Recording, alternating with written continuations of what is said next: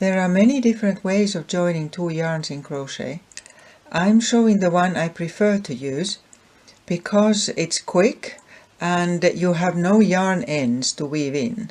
You just cut the ends after you're done. This works in any crochet stitch, but I'm showing it in double crochet. That's in American terms.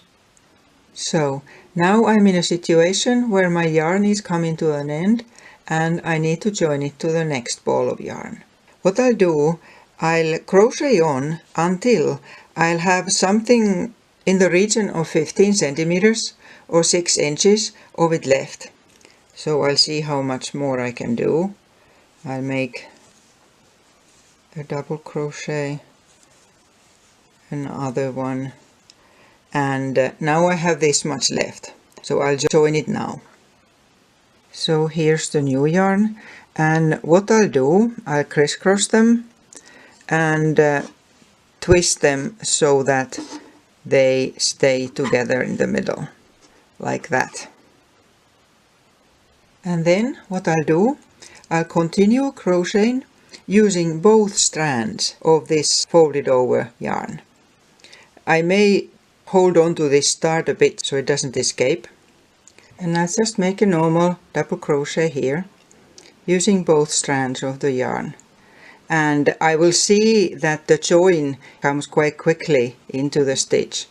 So whenever it gets here, I just pull it through and continue normally.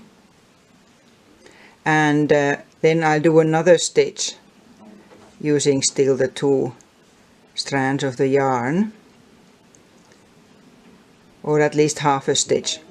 And after I've done some, I can just drop the other one away and continue crocheting normally. So this is basically all there is to it. This is something you can't do if you have a very thick yarn, then it gets too thick. In that case you would need to split the yarn. But with most ordinary yarns, then what you simply do afterwards, you cut these off, and you don't need to use a needle to pass anything through. This is easier to do when the old yarn and the new one are the same color, but it can also be used if you need to change color at a specific spot. Then you just have to calculate a bit how much you need of the yarn so that the change of the color comes to the right spot. This is especially useful with various kind of scrap yarn projects, or where it doesn't matter exactly where the color changes. And I'm adding a link to one of my other videos that shows a project like that. But this is all for today.